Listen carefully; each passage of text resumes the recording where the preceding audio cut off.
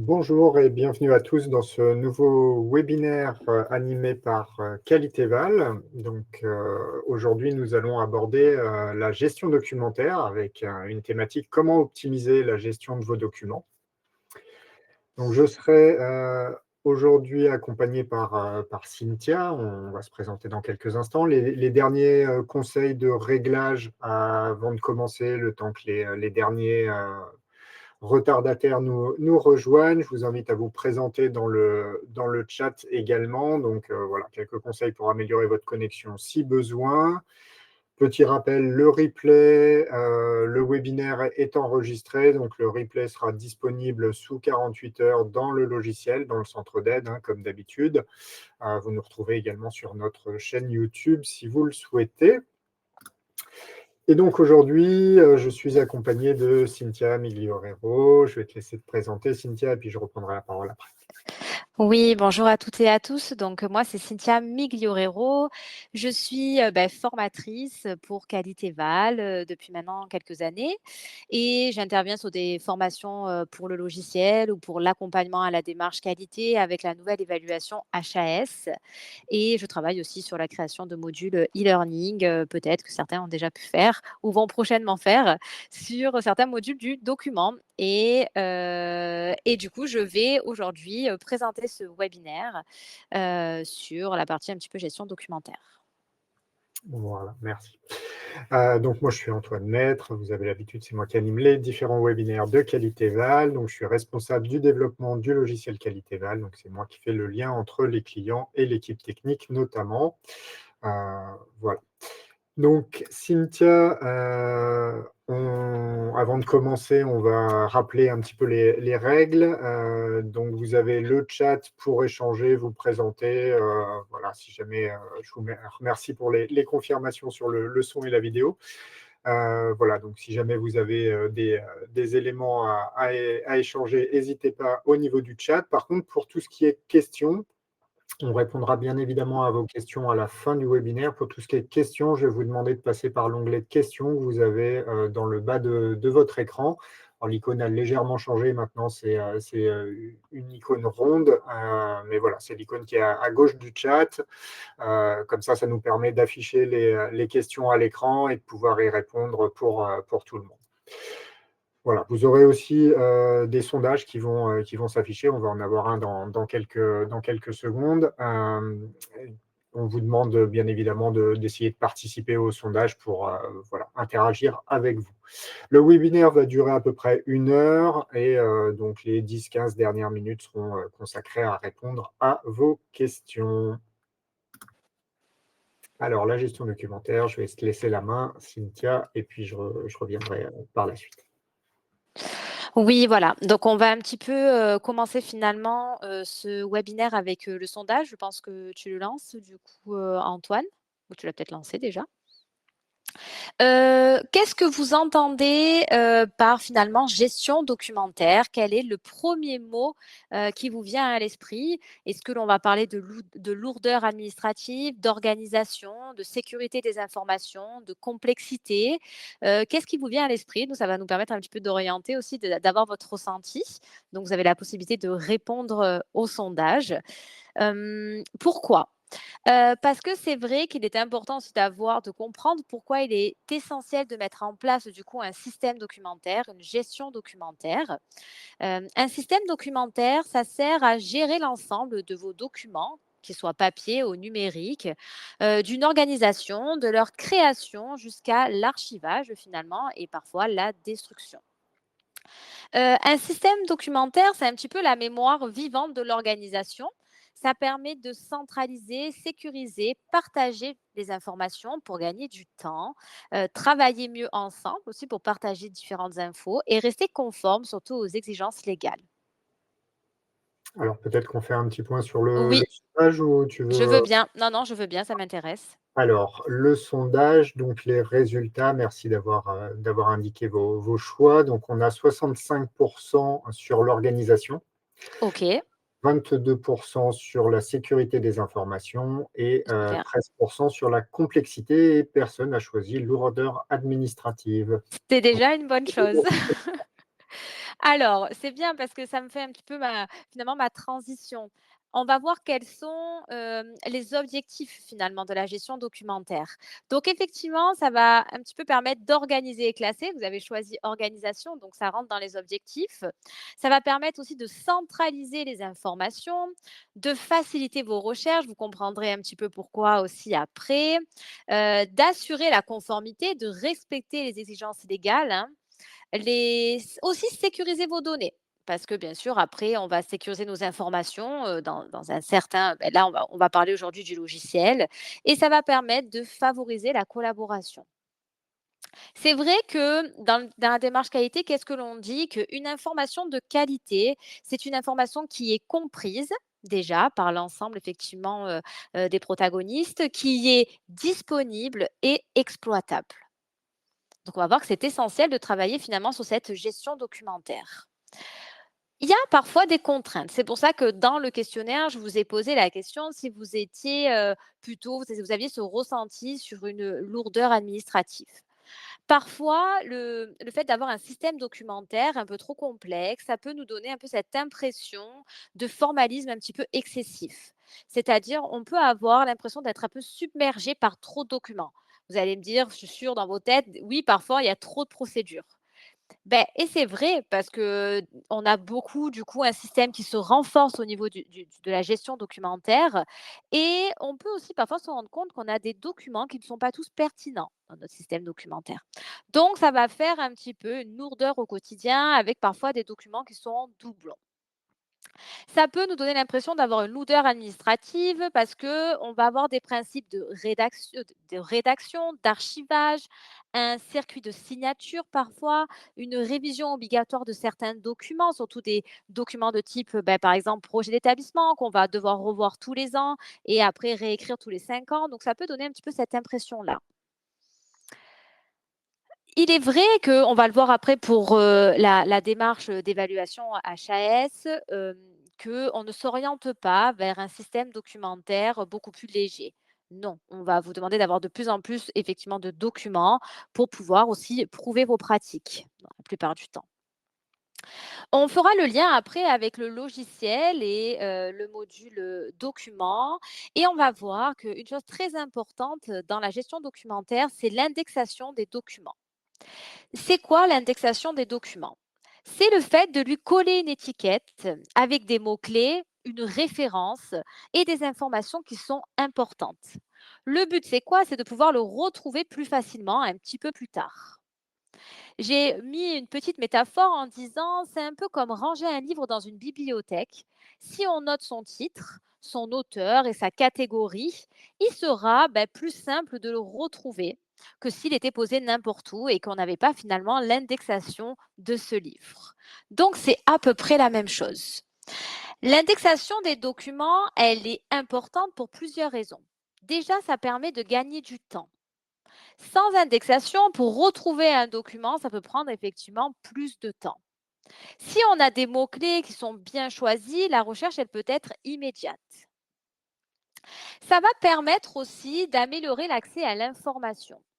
Chaque salarié, collaborateur va pouvoir rapidement retrouver du coup l'information, ce dont il a besoin, des fois sans connaître forcément le dossier dans lequel le document est rangé. Mais par exemple, si je tape bien traitance dans mon système documentaire, je vais retrouver tous les documents en lien avec la bientraitance. C'est pourquoi les mots-clés sont extrêmement importants. Ça nous permet aussi de sécuriser, et tracer. Quand on va venir indexer, on va aussi préciser bien sûr la version, la date du document, les documents parfois de référence qui sont en lien avec ce document. Ça évite aussi les erreurs et ça va assurer une meilleure gouvernance finalement de notre système documentaire. Ça va aussi nous permettre de favoriser la collaboration. Si on a des critères communs d'indexation, on va tous parler le même langage. Si on décide d'avoir des procédures dans notre système documentaire, les personnes vont ainsi s'habituer à utiliser du coup la dénomination procédure pour parler effectivement d'une procédure de lutte contre la maltraitance, d'une procédure de gestion des événements indésirables graves. Il faut qu'on emploie les mêmes termes. Il ne faut pas utiliser procédure puis après protocole si on parle de la même chose. Et tout ça, ça rentre dans l'indexation. Et c'est aussi pour préserver la mémoire de l'organisation. Une bonne indexation, ça va rendre l'information exploitable sur le long terme. Donc, il faut effectivement se concentrer là-dessus.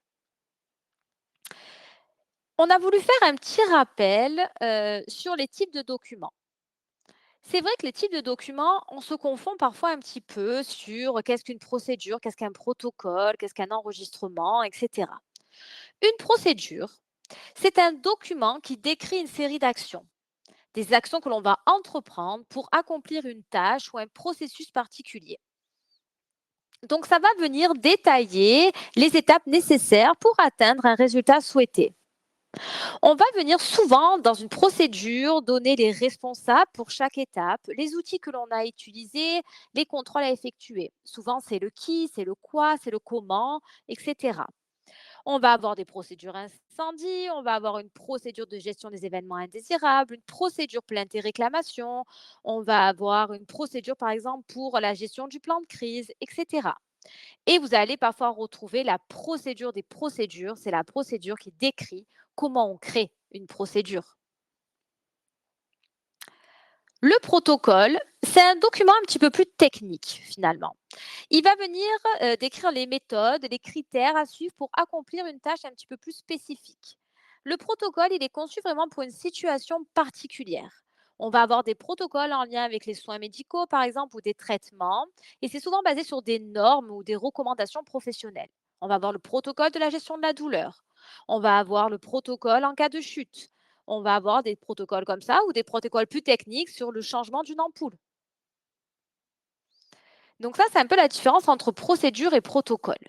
L'enregistrement, vous devez en avoir dans finalement dans vos systèmes documentaires. C'est un document ou une donnée qui va fournir finalement la preuve que les activités ou les actions ont été réalisées conformément aux exigences. On va avoir dans les enregistrements une feuille de traçabilité, par exemple de température, une feuille de traçabilité d'un contrôle de nettoyage. On va venir démontrer un petit peu la mise en œuvre et l'efficacité d'un système de management de la qualité. Ça peut être aussi un compte-rendu de réunion, un formulaire. Donc, on va voir qu'il y a plusieurs types il y a plusieurs sous-types finalement dans la catégorie enregistrement. Et après, on a le document. Le document, c'est un support qui permet de décrire ou de consigner une ou plusieurs finalement informations. Un projet d'établissement, un règlement intérieur, un règlement de fonctionnement, un livret d'accueil, tous ces documents-là. Mais dans le document, on pourrait avoir par exemple un sous-type où on aurait toutes nos chartes, nos guides, etc. Donc ça, c'était assez important de revenir positionner le cadre parce que c'est parfois ce qui rend notre système documentaire un peu complexe. Dans le système documentaire, donc, on a vu, l'indexation qui est, très importante dans la base documentaire, dans le système documentaire, les différents types de documents et on a aussi la définition des rôles. Vous auriez pu mettre effectivement dans le quiz lourdeur administrative parce que parfois dans le système documentaire, on a des rôles bien précis sur la création, sur la vérification d'un document. On a par exemple le rôle de rédacteur qui rédige le document selon les directives données ou selon ses souhaits. On a le vérificateur qui vérifie le contenu des informations. On a l'approbateur qui valide les documents avant la diffusion. Ça peut être un membre de la direction ou un responsable de service, un chef de service. L'utilisateur, c'est celui qui va consulter, utiliser et appliquer les documents dans le cadre de ses activités. Et après, on a celui qu'on appelle un petit peu l'archiviste ou le responsable de la gestion documentaire. Ça peut être le responsable qualité ou autre, qui va assurer l'archivage des documents et la gestion des versions. Donc, tous ces rôles-là, ils sont assez essentiels dans la gestion documentaire parce qu'on n'a pas tous le même rôle. Ça ne veut pas dire que la même personne ne peut pas jouer tous les rôles, ne peut pas être rédacteur, vérificateur ou approbateur dans certains systèmes. Il y a un cycle de vie finalement, dans un document qui est un petit peu essentiel, qui rejoint les différents rôles que l'on a vus juste avant. Par exemple, bah, celui qui va rédiger, c'est le premier finalement, le premier cycle de vie d'un document, c'est la création. On a après aussi la validation. On va avoir la diffusion, l'utilisation et la révision et l'archivage. Ce qui veut dire qu'on a 5 étapes dans le cycle de vie finalement d'un document. Ces 5 étapes sont essentielles. Ça veut dire qu'aussi un document, il faut penser à sa révision. Il y a des documents qui doivent être revus dans des temps précis, et aussi des fois des dates d'échéance importantes qu'on ne peut pas, finalement, squeezer ou qu'on ne peut pas éviter. Donc ça, c'est un petit peu, tout le lien avec la gestion documentaire. Il me semblait important, en tant qu'évaluatrice, sur la nouvelle bouture des évaluations HAS, de vous faire un lien entre l'évaluation et la gestion documentaire. Parce que c'est quand même, important, c'est une des prérogatives quand même de cette nouvelle évaluation. L'évaluation HAS, elle repose sur, des preuves documentaires.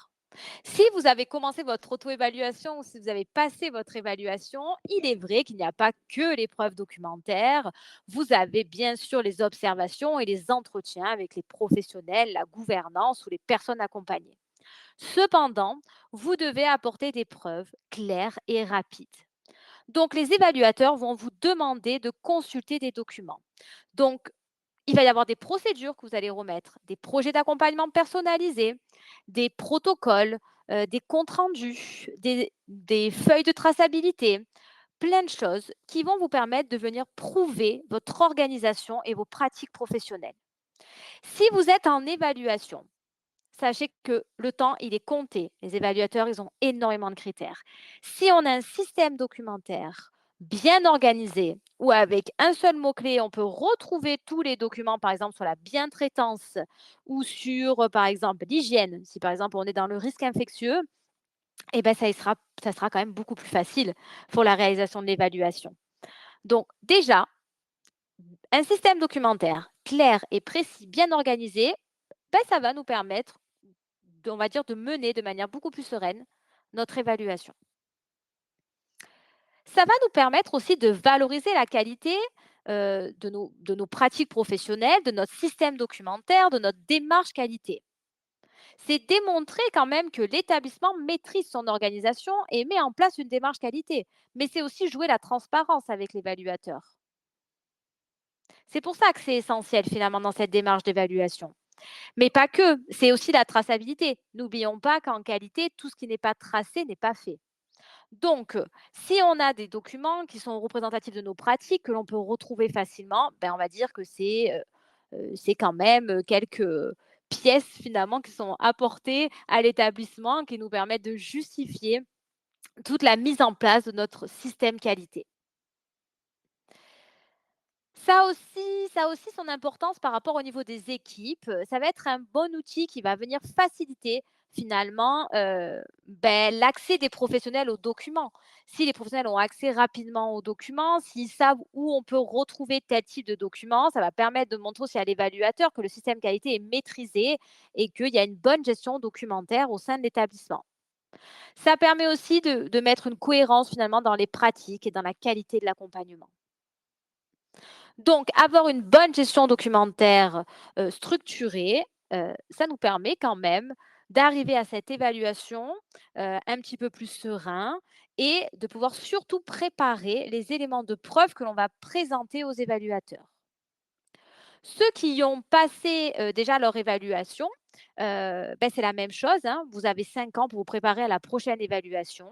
Ça veut dire que pendant ces 5 années, il va falloir travailler sur votre système documentaire pour pouvoir, aussi commencer à récolter les preuves pour dans 5 ans, pour montrer quelle est la différence finalement sur ce système documentaire sur lequel vous avez été évalué, les 5 dernières années et ce qui a évolué dans cette base documentaire. Ça veut dire qu'il va falloir présenter des procédures qui sont mises à jour avec des dates de révision, etc.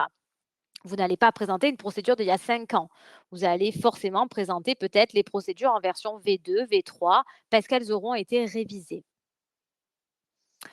Donc, c'est important de faire le lien entre l'évaluation HAS et le système documentaire, la base documentaire. Parce que n'oublions pas qu'il va falloir quand même montrer des documents et qu'on va venir les chercher en tant qu'évaluateur, parce que c'est un petit peu sur ça que repose finalement la démarche qualité à l'heure actuelle. Donc pour ça, avec l'équipe Qualité Val, effectivement, on a travaillé sur un module document qui existait déjà, bien sûr, mais qu'on a un petit peu remodelé avec les nouvelles recommandations pour le rendre un petit peu plus pratico-pratique finalement et correspondant aussi aux exigences de la HAS pour créer quelque chose d'un petit peu plus fluide et plus agréable. Donc on va faire une petite mise en pratique sur le logiciel. Antoine, c'est OK pour toi aussi? Oui, c'est bon, quand tu veux. Allez, je vais Et partager mon écran. tant que tu te connectes, n'hésitez pas à poser vos questions, hein. Pour l'instant, on n'a pas encore de questions, mais n'hésitez pas à les poser dans la partie questions. Comme ça nous permet effectivement d'avoir un échange à la fin de la présentation et de pouvoir répondre à vos attentes. Oui. Allez, je partage ma fenêtre. Tu me dis si c'est OK, Antoine? Alors, pour l'instant, c'est bon. Je t'invite peut-être à la grossir un petit peu, qu'on voit un petit peu mieux les Oui. textes. Voilà. Ouais, là, je pense qu'on Là, est. c'est bon comme ça? Ouais. OK. Alors, on va se retrouver sur le module document, donc qui est ici, hein, quand vous cliquez sur la partie document. Et on va se retrouver un petit peu sur finalement notre base documentaire, hein. Là, vous allez retrouver l'intégralité de vos documents. Comme toujours, on va avoir une certaine organisation, hein, qui est effectivement un petit peu la même sur l'intégralité des modules. Mais avant toute chose, on a une petite partie paramétrage. Partie paramètres, pour ceux qui maîtrisent d'autres modules, on la retrouve, hein. Là, ici, c'est la même chose. Il va falloir passer un petit peu de temps sur la partie paramétrage. Sur la partie paramétrage, alors ouais, Alors, le on signal dit que que c'est c'est un petit flou, peu mais ouais. moi, sur mon écran, c'est pas flou. Ouais, Est-ce que sur le ouais. tien, c'est Alors, flou? moi, c'est net aussi, c'est ce que j'indiquais. Je pense que ça dépend un peu de la connexion. Alors, peut-être au niveau des réglages, voir si vous êtes sur le débit maximum autorisé par le logiciel. Voilà. En grossissant, là, ça a l'air un petit peu moins flou. Alors, je vois que pour une dame, c'est assez net aussi. Donc, je vois que ça doit dépendre de la connexion, Ouais, c'est effectivement. partagé. Je pense que ça dépend un petit peu de la connexion et en fait, le débit est adapté. Et du coup, une manière d'adapter le débit, c'est de comprimer un peu plus les images, ce qui rend flou les images. D'accord. Bon. Je continue alors, c'est bon? Oui, continue. De toute façon, ce sera enregistré. Normalement, je pense que la vidéo sera nette. Donc, je vous inviterai, si jamais vous avez eu une vidéo, enfin, une image floue, peut-être à revoir plus nettement sur la vidéo dans un deuxième temps, mais on va poursuivre. D'accord. Alors, je reviens à ma partie paramétrage. Le but n'étant pas qu'on fasse tous les paramètres aujourd'hui, mais pour vous montrer comment ça va se passer dans la globalité. Il y a 4 parties dans la partie paramétrage. Il y a une partie accès. Toujours pareil, on commence par désigner des responsables de la gestion documentaire si ce n'est pas déjà fait. Et après, on va un petit peu désigner les rédacteurs. Tout à l'heure, j'ai montré finalement le rôle d'un rédacteur. Et on va paramétrer la gestion du flux de validation. On a la possibilité de désactiver ou d'activer le rôle de vérificateur. C'est vrai qu'en le désactivant, l'approbateur aura également le rôle de vérificateur et la validation se fera en une seule étape. Voilà. Heu, Après, c'est toujours important d'avoir une deuxième personne qui oui, je te relire les l'accorde, oui. choses, parce qu'effectivement, on peut toujours passer à côté d'une coquille, d'une petite faute qui reste dans le texte, ou d'un oubli voilà, qui est d'une information importante. Donc voilà, effectivement, on peut passer toutes les étapes tout seul, mais c'est toujours bien d'avoir un regard extérieur si vous avez la possibilité. Oui, je pense que ça ne correspondrait pas réellement aux bonnes pratiques de la gestion documentaire. Ça peut se faire dans des cas peut-être très exceptionnels, mais là, en tout cas, c'est censé correspondre aux bonnes pratiques de celles qu'on a vues tout à l'heure au niveau théorique. Donc, la désignation des vérificateurs, la désignation des approbateurs, et ça nous permettra de venir un petit peu gérer notre flux de validation. Ici, vous allez avoir la partie référence, la possibilité effectivement de créer, de codifier la référence des documents. C'est un petit peu la nouveauté finalement, hein, c'est ça Antoine, c'est le fait de pouvoir totalement finalement personnaliser notre référence. Oui, c'est ça, c'est exactement ça.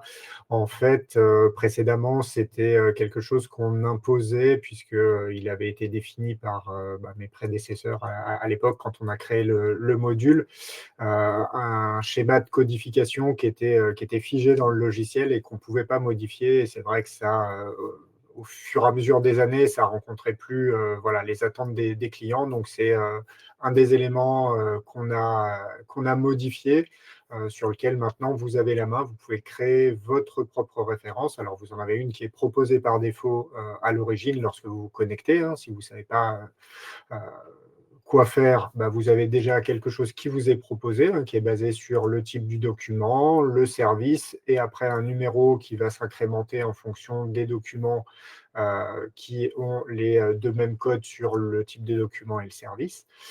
Mais ça, vous pouvez le modifier, vous pouvez rajouter d'autres éléments si vous le souhaitez. Alors, après, il faut voir quelles sont les règles qu'on souhaite suivre, mais c'est souvent ce qu'on Mmh. procédure des procédures. Hein, c'est comme ça qu'on le définit les Bien choses. sûr.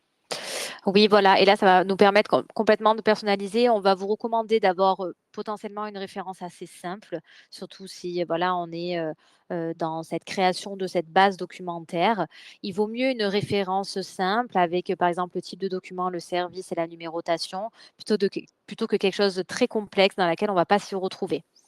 Donc, je pense que c'est voilà, c'est la possibilité de pouvoir effectivement personnaliser. Vous avez la possibilité d'ajouter un bloc, de finalement, inverser si vous voulez, rajouter un séparateur. Voilà, il y a totalement la possibilité de faire, en fonction de ce que vous aviez déjà, peut-être aussi pour ceux qui avaient déjà un système documentaire ou alors en fonction de ce que vous souhaitez, si vous mettez en place votre système documentaire sur Qualitéval.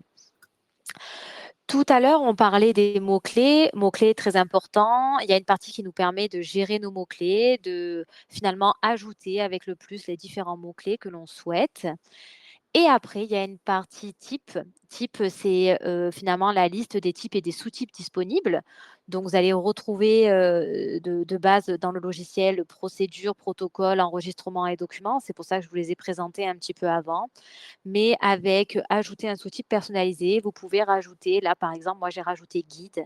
Vous pouvez rajouter, un sous-type comme guide avec son acronyme dans laquelle vous allez ajouter des documents. Voilà, donc ça, c'est totalement libre. Hein. Après, à vous de définir dans quelle case, j'allais dire, il faut ajouter vos sous-types. Hein. Est-ce que c'est un sous-type de protocole? On l'a vu, là, il y a Mmh. certaines personnes qui appellent ça parfois mode opératoire. Ben, appelez-le mode opératoire et utilisez mode opératoire si c'est comme ça que c'est désigné dans votre structure. Oui, voilà, vous avez quand même, la possibilité de l'adapter à ce que vous aviez déjà aussi. OK, donc on revient ici sur la partie documents. Petite nouveauté aussi, c'est notre bibliothèque, Qualité Val. C'est ça. Mmh, donc bibliothèque Qualitéval, que vous allez pouvoir retrouver sur vos différentes licences. On vient alimenter cette bibliothèque avec des documents, alors voilà, des recommandations des bonnes pratiques, des documents que l'on trouve et qui nous semblent en tout cas intéressants de vous partager. Là, on a toutes les dernières fiches, par exemple, de HAS sur la lutte contre la maltraitance, le rappel, par exemple, des postures bien traitantes professionnelles. Vous avez la possibilité de les consulter, hein, de les récupérer. On essaye d'alimenter le plus possible avec les documents qui nous semblent intéressants, hein. Donc vous avez plusieurs pages, plusieurs documents à lire si vous le souhaitez ou ceux que vous connaissez peut-être déjà, et que vous allez retrouver dans Bibliothèque Qualitéval. C'est ça. Il y a aujourd'hui plus d'une centaine de documents. On l'alimente régulièrement, comme tu l'as dit. Là, il y a une nouvelle vague de documents qui va être ajoutée suite au renouvellement, à la mise à jour du manuel cet été. Donc, Oui, complètement. il y a différentes références qui ont été ajoutées. Donc, on a récupéré un certain nombre de documents en lien avec ces nouvelles références et ça va être prochainement ajouté dans le logiciel. Ça vous permet de faire en quelque sorte une veille réglementaire aussi ou d'avoir accès à ces documents en lien très facilement. Voilà. Alors, comment ça se passe? Au niveau de la création de notre base documentaire, on a effectivement ici, notre dossier racine et on a la possibilité ici de créer un dossier. Donc si je fais le plus, je vais créer un dossier. Je vais rentrer effectivement ici, dans quel alors si je veux créer un sous-dossier ou si je veux créer un dossier, ça va dépendre. Donc je sélectionne mon dossier par an, je mets un titre pour mon dossier, l'acronyme de mon dossier et je vais mettre une description au besoin et je vais pouvoir créer mon dossier. Ce qui va revenir en fait à la création d'un dossier du même type que bientraitance, par exemple, qualité ou ressources humaines. Voilà, donc comme ça, on crée une arborescence. Si c'est plus Exactement, ou de reproduire une arborescence de dossier, de classer vos documents dans une arborescence pour après naviguer dans cette arborescence, vous avez la possibilité de le faire en complément de l'indexation. exactement. Le dossier corbeille, peut-être qu'Antoine, tu peux nous préciser la particularité sur Alors la conservation des documents? oui, tout à fait. Alors au niveau du dossier corbeille, alors ne vous inquiétez pas, au début, quand vous allez vous connecter au logiciel, vous ne le verrez pas apparaître. Il apparaît que la première fois que vous créez, enfin que vous supprimez un document. Donc tant que vous n'avez pas supprimé de document de votre base, vous Tout ne à verrez fait. pas le corbeille. À partir du moment où vous en avez supprimé au moins un, en fait, le document que vous supprimez, il n'est pas supprimé immédiatement. Si jamais vous changez d'avis ou vous vous êtes trompé, il reste dans la corbeille pendant 30 jours. Alors, depuis la corbeille, vous avez la possibilité, en recliquant une deuxième fois, de le supprimer immédiatement, mais sinon, il sera supprimé au bout de 30 jours automatiquement par le logiciel. Exactement. Donc ça, c'est quand même une notion importante à savoir sur cette suppression automatique au bout de 30 jours. OK, merci Antoine. Donc là, vous allez retrouver votre arborescence, hein, comme on vient de le dire. Si vous voulez créer un nouveau document, c'est ça finalement qui nous intéresse aussi, on va, appuyer sur le plus, hein, nouveau document. Et là, effectivement, on va avoir différentes possibilités.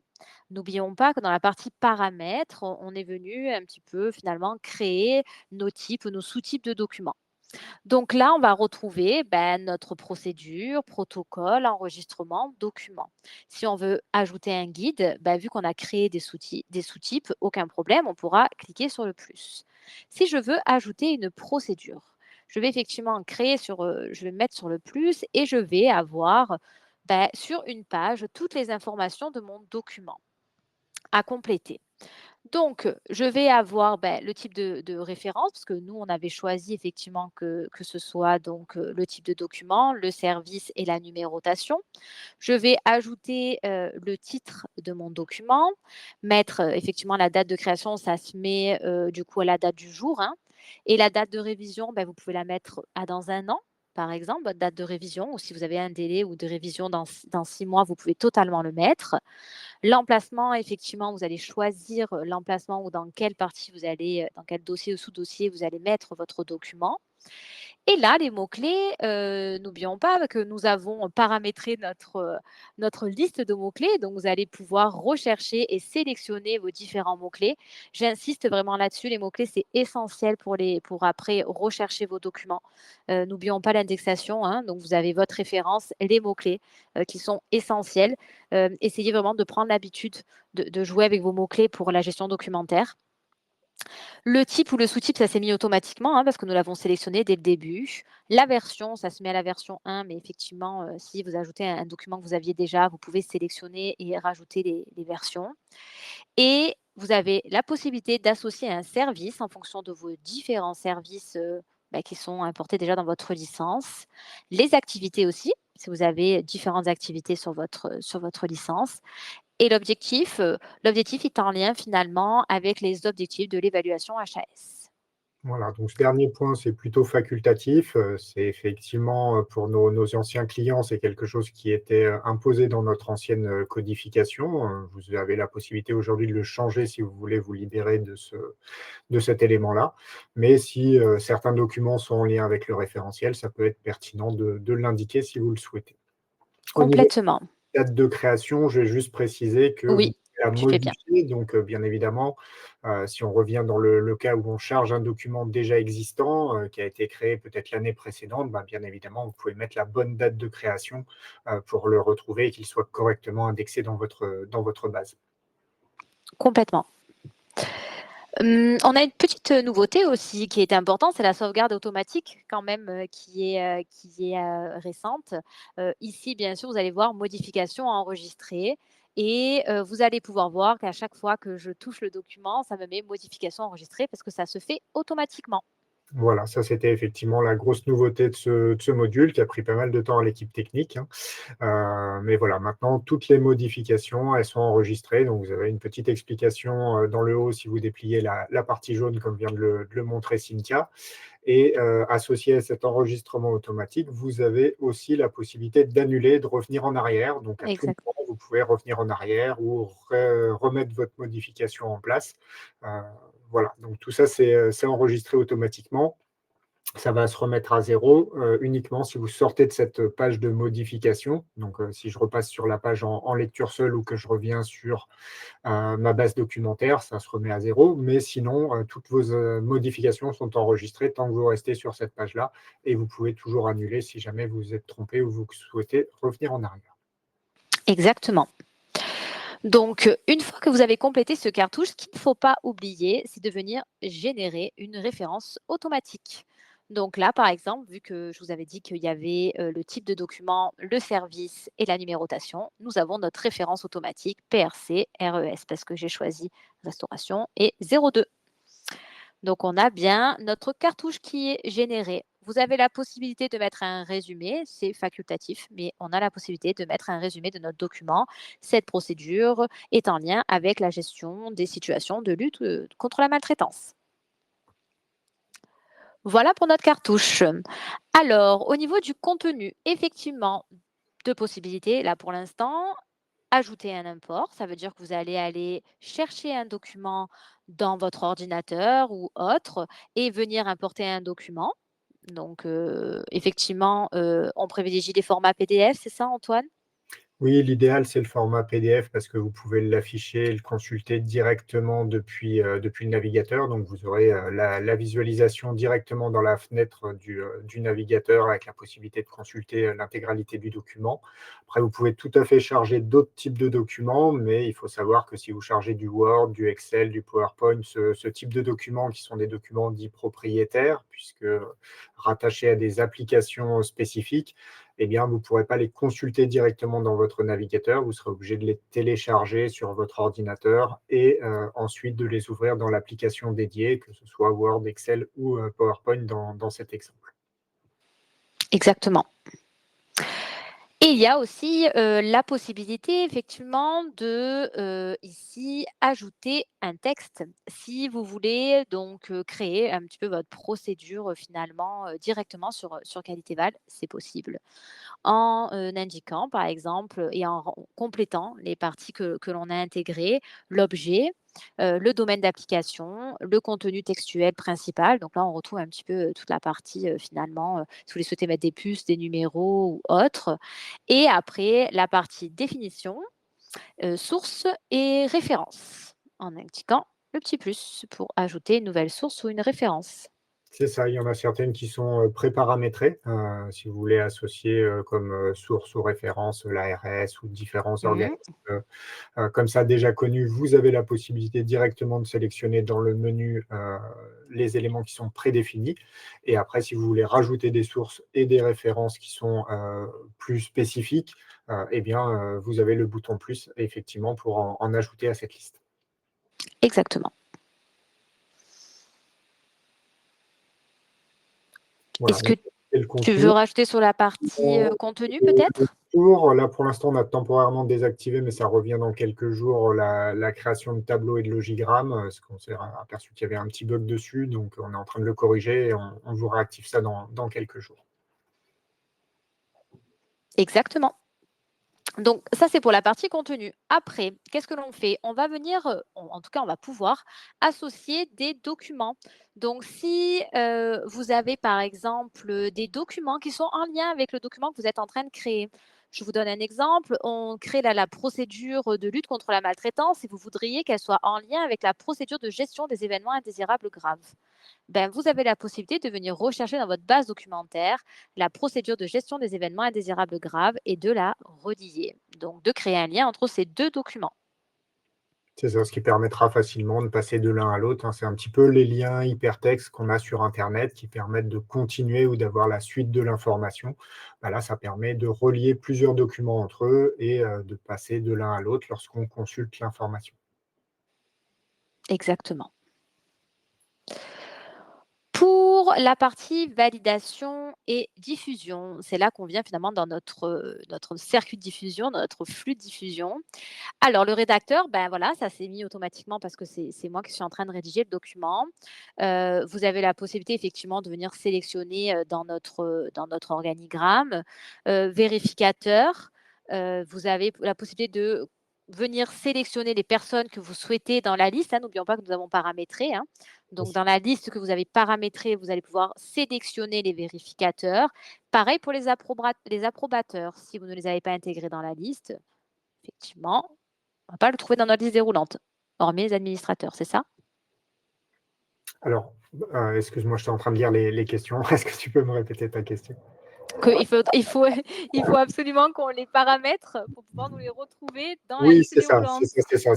C'est les différentes personnes qu'on a indiquées dans les paramètres que tu as montrés au tout début, de la présentation du logiciel. Donc effectivement, la liste des vérificateurs, la liste des approbateurs. Il y a qu'eux qui apparaissent dans ce menu. Le reste de l'organigramme n'apparaît pas. Exactement.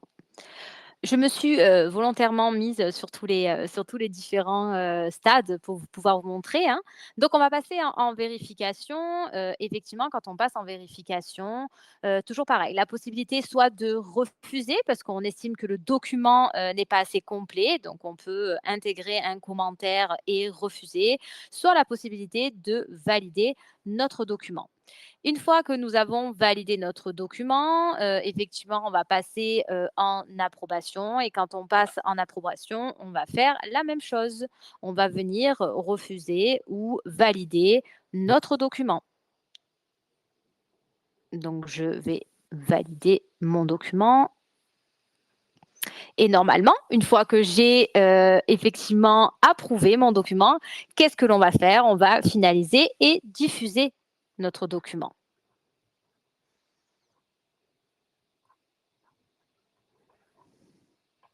Hop et là, on a une étape assez cruciale finalement dans la diffusion, c'est comment on diffuse notre document. Est-ce qu'on fait une diffusion globale et dans ce cas-là, ça part à l'intégralité finalement, des personnes qui ont, notre accès qualité VAL, hein, sur notre licence? Est-ce qu'on fait une diffusion par, service? Et là, je choisis, bah, vu que j'avais mis restauration, je peux choisir, que mon service, restauration. Ou est-ce que je fais une diffusion par fonction? Et dans ce cas-là, ça va être tous les adjoints de direction qui vont recevoir ce protocole de lutte contre la maltraitance. Voilà, c'est ça et du coup, si vous faites une diffusion qui est plus, restreinte, hein, par service ou par fonction, ça vous permet, lorsqu'il y a un nouveau salarié qui arrive dans, la structure, bah, qu'il ait automatiquement accès, à l'ensemble des documents qui concernent son service ou son poste. Voilà, une fois que vous l'avez intégré dans la liste de l'organigramme et que vous avez indiqué dans quel service il est positionné et à quel poste, il travaille, eh bien, il aura automatiquement accès aux documents. C'est-à-dire qu'il n'y a pas besoin de faire de mise à jour ou de repasser sur les documents pour lui donner un accès. Exactement, Voilà, ce sera pareil, bien évidemment, pour la diffusion globale qui concerne tous les salariés. d'accord. On a une partie aussi révision, du coup, qui nous permet de faire une demande de révision, finalement, d'un document. Donc on peut C'est ça. soumettre une demande de révision pour ce document en y indiquant, du coup, ce que l'on souhaite et en mettant «soumettre, la demande».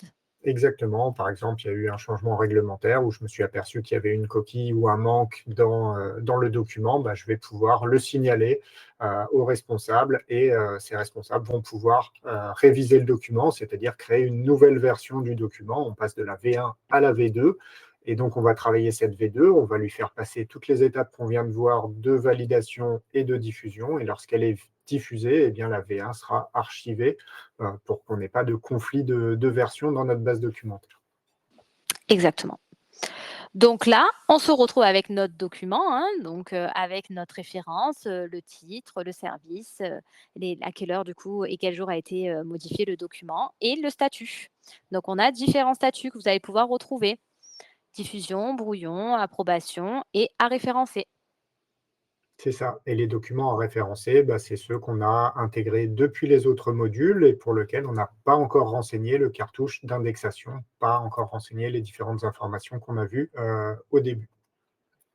Exactement. On insiste un petit peu juste avant de clôturer sur les filtres aussi, les filtres qui sont extrêmement importants pour gérer votre base documentaire. C'est sur ça, hein, qu'on va arriver finalement à retrouver plus facilement nos documents. Donc c'est pour ça qu'on peut effectivement, faire plein de filtres. Vous allez voir qu'ils sont assez complets. Donc vous pouvez retrouver l'intégralité finalement des informations que vous rentrez, soit par statut, par service, par activité, par mots-clés, par personne, par arborescence. Vous pouvez vraiment aller, aussi loin par type de document, toutes vos procédures par exemple.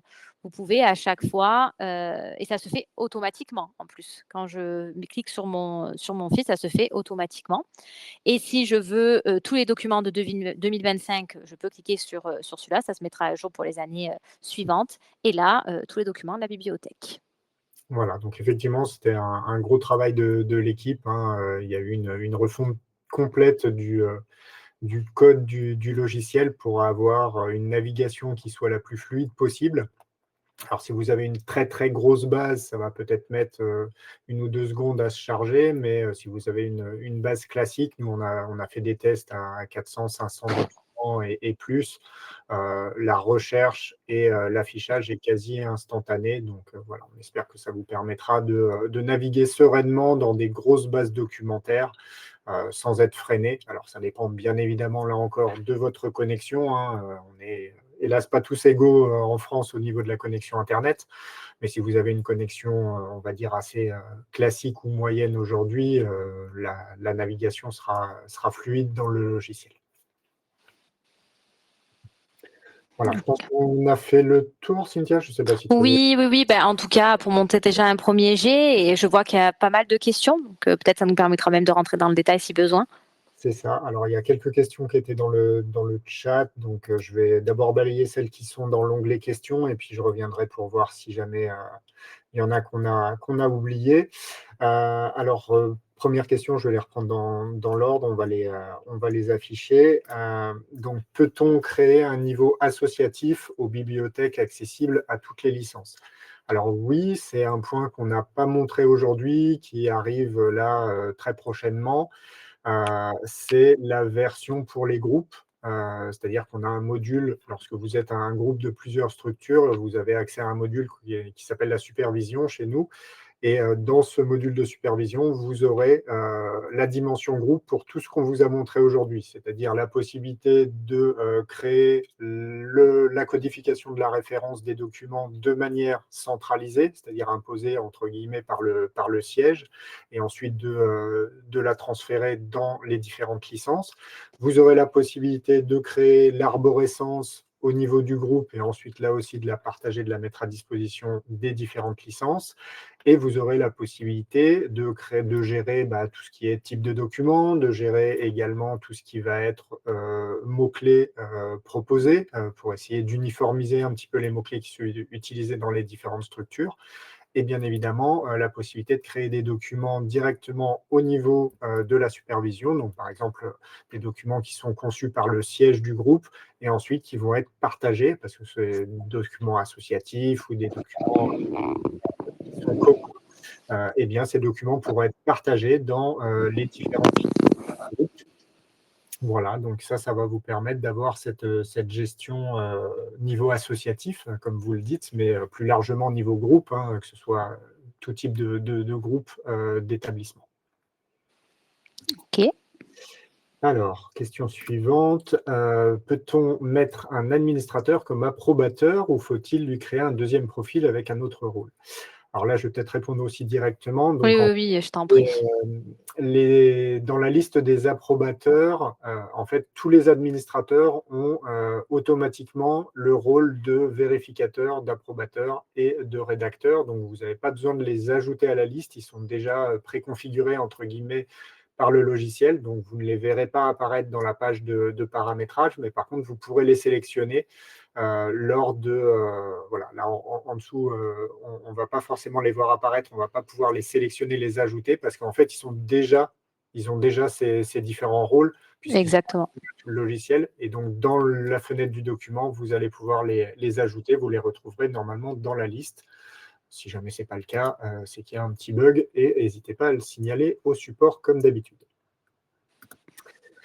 Alors, question suivante. Peut-on voir s'il y a une liaison entre le document et les critères? Alors ça, c'est quelque chose qui était disponible dans notre version bêta, qui n'est pas passé dans la version finale, qu'on est en train de remettre en place. Effectivement, c'est de pouvoir identifier directement quand on consulte la base la base documentaire, je vais y arriver, c'est d'avoir l'information si le document est associé à un autre module. Et là, pour répondre à votre question spécifiquement, au module évaluation, c'est-à-dire si on a ajouté le document en tant qu'élément de preuve pour l'un des critères de l'évaluation. Donc ça revient aussi dans quelques jours. C'est quelque chose effectivement qui avait disparu. On s'en est rendu compte et il y a quelques clients qui nous l'ont signalé. Donc ça revient dans quelques jours. Alors, quel format nous conseillez-vous pour les enregistrements, étant donné que ces supports sont amenés à être complétés? Merci. Donc là, effectivement, on a dit tout à l'heure que pour la plupart des documents, le format PDF est peut-être à privilégier parce que souvent, les documents qu'on partage sont des documents qui sont à consulter. On prend l'exemple d'une charte, du projet d'établissement, d'un règlement ou autre. Ça, c'est des documents qu'on va consulter, donc c'est plus pratique de les consulter directement en PDF sans avoir à sortir du logiciel. Par contre, il y a une exception et c'est effectivement tous les documents qui sont des enregistrements. Là, vous avez deux types. Vous avez d'une part le support d'enregistrement qui peut être intégré à votre base documentaire et qui peut être sous un format ouvert, c'est-à-dire dans lequel on va pouvoir renseigner des informations. Là, on va être dans le cadre d'un fichier Word, d'un fichier Excel. Donc ça, vous pouvez tout à fait mettre à disposition et partager le modèle du document dans votre base documentaire qui sera récupéré ensuite par les différents professionnels, rempli et ensuite on enregistrera une version PDF qui est la version d'un enregistrement donné, c'est-à-dire le compte-rendu de la réunion du 25 septembre. C'est un enregistrement donné, le document a été rempli, ça peut être enregistré en PDF.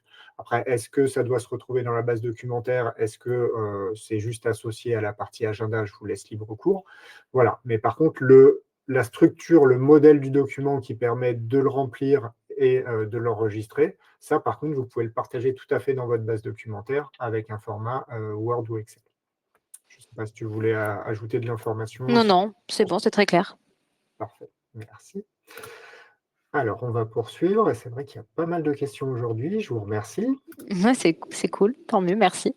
Alors, quelle méthode nous conseillez-vous d'appliquer pour associer nos documents aux différents critères du référentiel? Alors là, C'est ce qu'on vient de dire, non, tout à l'heure? prends la main si tu veux répondre à cette question.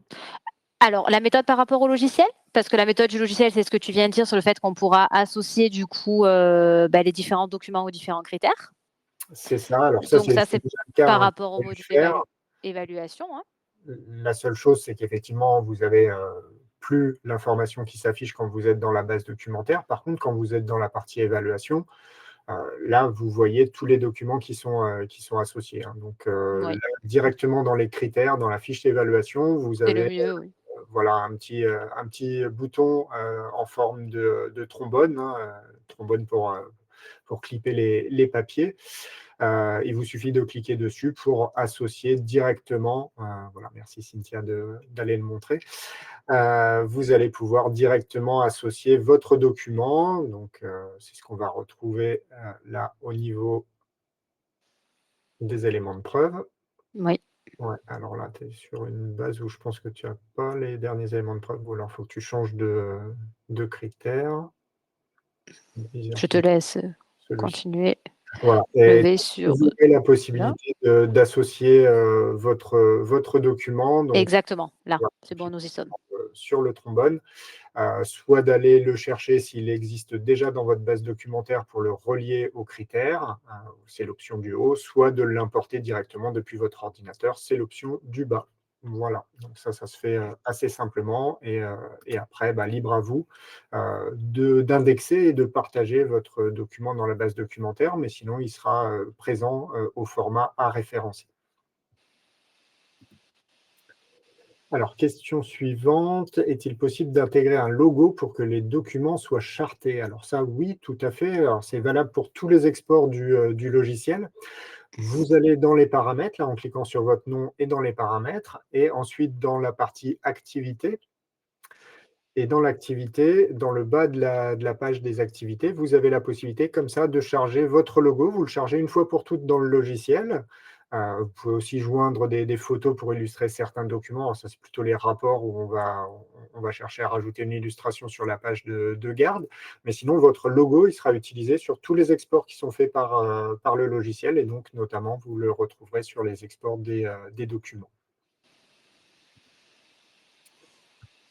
Alors, question suivante. Bon, à quelle date la diffusion centralisée de documents depuis le module supervision sur l'ensemble des licences sera-t-elle disponible? Alors ça, c'est une bonne question. Je n'ai pas la date exacte. On comptait finaliser les tests cette semaine. Il y a eu un petit peu de retard parce que l'équipe technique a rencontré quelques bugs auquel ils ne s'attendaient pas. Donc voilà, je pense que si ce n'est pas la semaine prochaine, ça sera la suivante. La semaine prochaine, ça semble un petit peu compromis vu les bugs qu'on a rencontrés cette semaine. Voilà, mais on est vraiment très proche. J'ai hélas pas de date exacte à vous donner, mais je pense dans la quinzaine, on devrait pouvoir vous mettre ça à disposition. On travaille de toute façon d'arrache-pied pour rendre ça disponible le plus rapidement possible et on sait que vous êtes beaucoup à attendre cette possibilité. Alors, si l'on a déjà des procédures, protocoles rédigés, comment procéder? Charger ce qui est déjà fait et pour les nouveaux, les créer dans le logiciel. Alors là, effectivement, c'est ce qu'a expliqué Cynthia tout à l'heure. Vous avez les deux possibilités, hein. Pour les documents préexistants, là, on va les charger dans le logiciel, hein. C'est l'import de documents qu'on a vu avec Cynthia. Et pour les nouveaux documents que vous créez, libre à vous, soit d'utiliser la création directement dans le logiciel, hein, en allant associer un bloc de texte, peut-être par la suite des tableaux, des logigrammes pour créer votre document directement dans le logiciel. Après, si vous vous retrouvez et si les possibilités qui sont offertes dans le logiciel sont trop limitées pour vous, si vous avez besoin d'une mise en page plus précise, voilà, pouvoir associer des images ou différentes données comme bon vous semble, vous avez toujours la possibilité de créer votre document en dehors du logiciel, hein, avec Word ou Excel, qui sont des logiciels un petit peu plus puissants pour faire ça, et ensuite de charger votre document. Donc là, ça va dépendre en fait de votre besoin. Est-ce que ce qui vous est proposé dans le logiciel vous suffit pour créer votre procédure? Voilà, à ce moment-là, vous pouvez tout à fait le créer directement dans le logiciel. Et si ce n'est pas suffisant, si vous avez besoin d'un petit peu plus, eh bien, vous pouvez toujours continuer à créer vos documents comme vous le faisiez précédemment, c'est-à-dire dans un logiciel de traitement de texte ou un logiciel adapté, et ensuite charger le fichier PDF également dans le logiciel et le mettre en partage dans votre base documentaire. Alors, encore pas mal de questions et on approche de la fin, donc je vais voir. Alors, celle-ci, hop, on va la passer.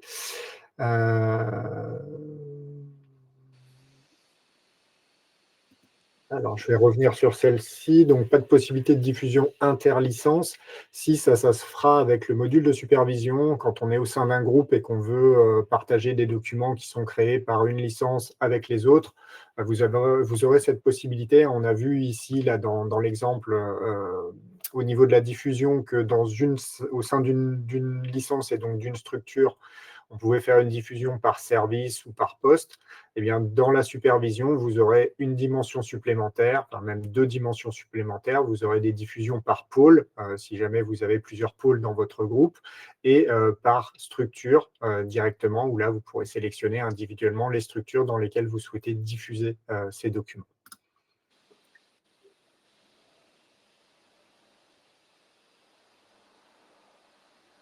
Alors, ça, j'ai déjà répondu. Alors, celle-ci, est-il possible dans la codification d'avoir une référence par dossier? À voir. Il faudrait que je vérifie si c'est déjà proposé ou pas. Je vous avoue que je n'ai plus cette information en tête. Si on ajoute les blogs, je ne sais plus s'il y a le blog dossier. Je ne suis pas sûr. Et après, je ne sais pas quelle serait pour vous l'importance de ça. Sachant que les dossiers, ils peuvent être modifiés par la suite. Donc, est-ce que ça ne serait pas un risque de modifier trop régulièrement la codification, qui se veut quelque chose qui est défini une fois pour toutes, une référence unique, on va dire permanente pour le document? Voilà, si jamais il y a vraiment un besoin qu'on n'avait pas identifié, voilà, n'hésitez pas à nous le faire remonter directement au niveau de l'équipe technique ou via mon adresse. On pourra échanger là-dessus. Aujourd'hui, c'est effectivement pas une possibilité qui était proposée, parce que dans l'analyse, ça ne nous avait pas semblé quelque chose d'utilisé de manière générale par les structures, pas forcément quelque chose qu'on pourrait nous conseiller. Voilà. Mais n'hésitez pas à nous faire remonter votre avis là-dessus. Si jamais c'est quelque chose qui est pertinent et qu'on n'avait pas identifié, on pourra tout à fait faire évoluer le logiciel en ce sens. Et pour finir, on va finir sur cette question. Pouvez-vous remontrer comment faire le référencement? Donc là, effectivement, c'était dans la page du document. Lorsqu'on crée, je vais te laisser passer là, lorsqu'on crée du contenu textuel, un petit peu en dessous, on a la possibilité d'associer, là, je pense qu'il faut que tu recrées un document avec un bloc de texte, parce que là, tu es déjà Ouais. document diffusé, il faudrait qu'on soit sur un document en brouillon pour pouvoir le voir. OK. Voilà. Ici. Et juste en dessous, alors ça, c'est la référence. Donc, lorsque vous avez renseigné les différents champs qui correspondent à ce que vous avez mis dans la codification de votre référence, donc là, dans notre exemple, on a mis le type de document, il est déjà renseigné, et le service. Donc, tant que le service n'est pas renseigné, on a les XXX. Et dès qu'on l'a renseigné, on clique sur ces 2 petites flèches et ça va automatiquement générer la référence. Alors, j'espère que c'était ça votre question. Si votre question est portée en dessous sur les références et les sources d'informations, ça se passe un petit peu plus bas. Si on fait ajouter un texte, voilà, si on descend, voilà, là on a les sources et les références. Et là, vous avez 2 choix, soit via le menu ici d'aller sélectionner une référence pour les références qui sont déjà pré-paramétrées dans le logiciel, par exemple la HAS ou autre, ou l'ANAP. Là, vous les avez directement. Et si vous souhaitez, par exemple, faire un lien vers un autre document, une autre source en ligne ou autre, là, vous avez la possibilité de créer votre propre référence associée ou source d'information associée au document en indiquant le nom et peut-être l'adresse Internet de cette référence. Voilà, j'espère que j'ai répondu à la question. Et on va en terminer ici. Alors, je vais vous pousser les quelques sondages. Voilà, on a 2 petits sondages. Je vous laisse y répondre. Ça nous permet, nous, de nous positionner, peut-être d'améliorer ou de faire évoluer le webinaire par la suite. Voilà. Je te laisse la conclusion et puis après. Oui, j'en profite pour faire la petite conclusion. Ouais. Eh ben, on va en tout cas conclure en disant que un bon système de gestion documentaire, c'est pas forcément qu'un outil.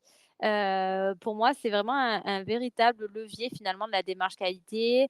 Ça permet de prouver l'efficacité de votre système qualité et de prouver aussi que vous êtes conforme aux exigences réglementaires.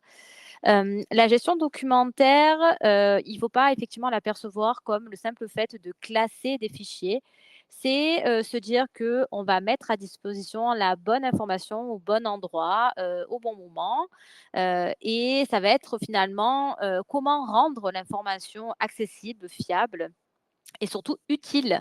N'oublions pas que, nos procédures, elles existent, mais qu'il faut qu'elles soient consultées par nos professionnels, qu'ils puissent les connaître. Parce que pour l'évaluation, ce n'est pas que de les montrer, c'est s'assurer aussi que ça soit réel aux pratiques professionnelles et que les professionnels, connaissent, ces, documents essentiels dans votre, gestion documentaire. C'était en tout cas pour moi, vraiment, essentiel de revenir sur la finalement, l'importance de créer cette gestion documentaire et peut-être d'utiliser bien sûr ce module. Exactement. Je te remercie Cynthia. Donc pour aller plus loin, on est en train de préparer avec Cynthia un module de e-learning pour vous permettre de euh, maîtriser au Mmh. maximum le module document, le nouveau module document. Donc ça, c'est un module qui sera disponible à partir du mois de décembre. Donc, c'est un module qui durera environ 3 heures, 3h30. Hein. C'est une petite demi-journée de formation que vous pouvez faire à votre rythme, bien évidemment, puisqu'on est sur du e-learning. On a un tarif préférentiel pour toutes les préinscriptions. Donc là, on prend des préinscriptions jusqu'à la mi-novembre. Donc, n'hésitez pas à contacter notre équipe de formation qui aura plaisir à vous préinscrire pour ce module et à vous donner un accès dès qu'il sera disponible. Alors, le prochain webinaire, il aura justement lieu à la fin du mois de novembre, donc le 20 novembre à 14 heures de nouveau. Cette fois-ci, on reviendra un petit peu sur les éléments de la HAS, donc tout comprendre des nouveautés HAS pour réussir son évaluation. Hein. Comme vous le savez, il y a eu une mise à jour du manuel qui a été rendue publique au début juillet, au début de l'été. Donc, si vous ne l'avez pas encore lu, épluché, analysé, on reviendra sur tout ça et on fait une analyse globale avec une présentation de tous les changements qui sont impactants pour vous, sachant que tous les changements au niveau des fiches de critères, c'était principalement des changements au niveau des références réglementaires. Ça, on les a déjà intégrés dans le Mmh. logiciel, donc ça a tout été mis à jour cet été. Dès que le manuel est sorti, on s'est attelé à cette tâche-là. Donc là, vous avez aujourd'hui quelque chose qui est à jour avec le manuel 1.1.